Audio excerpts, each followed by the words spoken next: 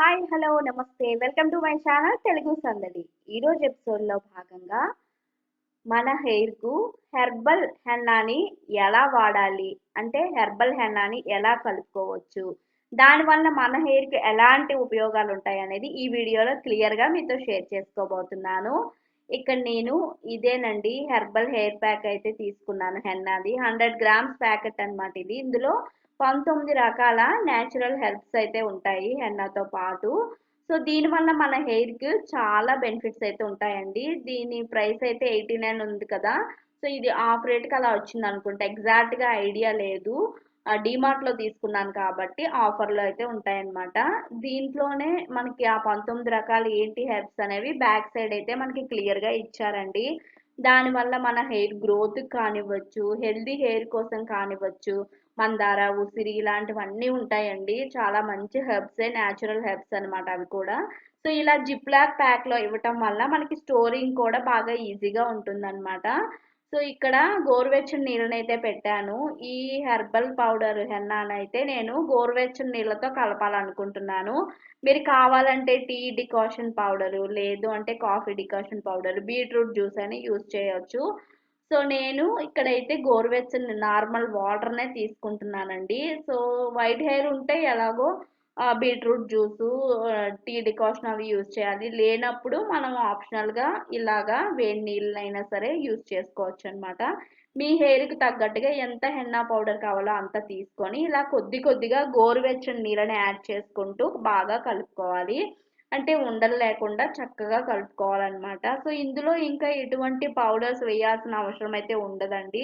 ఎందుకంటే ఆల్రెడీ ఈ హెన్నా పౌడర్లోనే మనకి 19 రకాల సహజ సిద్ధమైన హెర్బ్స్ అనేవి ఉన్నాయన్నమాట.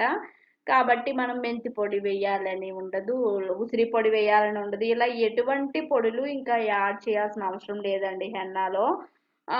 కొద్దిగా నీళ్ళతో కలుపుకున్న తరువాత మనము రాయటానికి వీలుగా అయ్యేటట్టు చేసుకోవటానికి పెరుగునైతే యూజ్ చేస్తున్నానండి.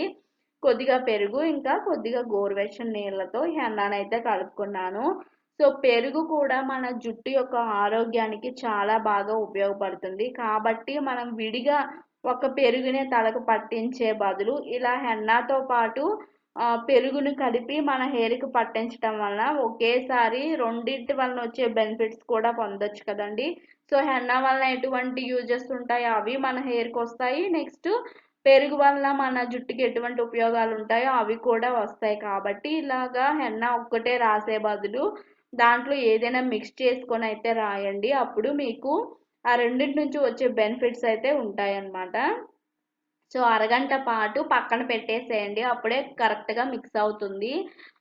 సో నైట్ అంతా ఉంచాలి అలాంటిది ఏం అవసరం ఉండదు. అరగంట ఉంచితే సరిపోతుంది అనమాట. సైడ్ పెట్టేసి అరగంట తర్వాత అప్లై చేసి మన హెయిర్కి అప్లై చేశాక కూడా అరగంట నుంచి గంట మధ్యలోనే మనము హెయిర్ వాష్ అయితే చేసుకోవాలండి. ఎందుకు అంటే మనకి ఎండిపోయిన తర్వాత మన జుట్టులో ఉండే తేమనైతే తీసుకుంటుందండి హెన్నా అనేది. సో దానివల్ల ఏంటి, మన హెయిర్కి తగినంత తేమ ఉంటేనే అది పెరగటానికి, ఆరోగ్యంగా ఉండటానికి యూజ్ అవుతుందనమాట. అందుకు అరగంట నుంచి గంట తర్వాత అయితే చల్లని నీళ్ళు లేదంటే గోరువెచ్చని నీళ్ళతో తలకు స్నానం అయితే చేసేసేయండి.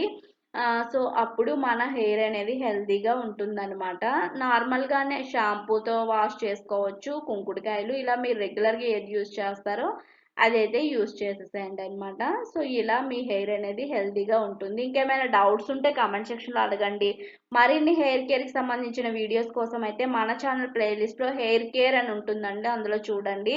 చాలా మంచి మంచి వీడియోస్ అయితే ఉంటాయి. మీకు ఇంకేమైనా వీడియోస్ కావాలన్నా కూడా అడగండి. ఈ వీడియోని అయితే లైక్ చేసి మీ ఫ్రెండ్స్ ఇంకా ఫ్యామిలీ మెంబర్స్తో షేర్ చేయడం అస్సలు మర్చిపోవద్దు.